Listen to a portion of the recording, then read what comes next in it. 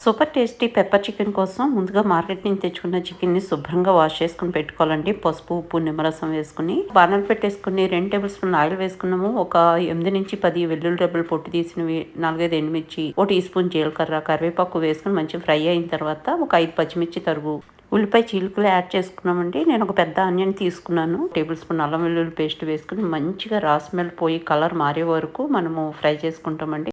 కొంచెం brownish red వచ్చిన తర్వాత ఆనియన్స్ మనం శుభ్రం చేసుకున్న చికెన్ యాడ్ చేసేసుకుంటాము. ఇది 1 కేజీ చికెన్ అండి. దీన్ని మొత్తం అంతా మంచిగా మిక్స్ చేసుకుని ఇంకేం యాడ్ చేయకుండా మూత పెట్టేస్తామండి. ఒక 10 నిమిషాల పాటు లో ఫ్లేమ్ లో ఉడకనిస్తాము. ఆఫ్టర్ 10 మినిట్స్ చూసారా, చికెన్ నుంచి మొత్తం వాటర్ అంతా బయటకు వచ్చేసింది. ఇప్పుడు ఈ మూమెంట్ లో మనం డ్రై మసాలాస్ యాడ్ చేస్తాము. 1 టీ స్పూన్ పసుపు, రుచి సరిపడా సాల్ట్, 1 టేబుల్ స్పూన్ కారము, 2 టేబుల్ స్పూన్లు మిరియాలు, 1 టేబుల్ స్పూన్ ధనియాలు రోస్ట్ చేసుకుని గ్రైండ్ చేసుకున్న పౌడర్ యాడ్ చేస్తాం. Teaspoon garam masala add చేసుకున్నాం, కొత్తిమీర యాడ్ చేసుకున్నాం. మొత్తం అంతా మంచిగా మిక్స్ చేసేసుకున్నాం.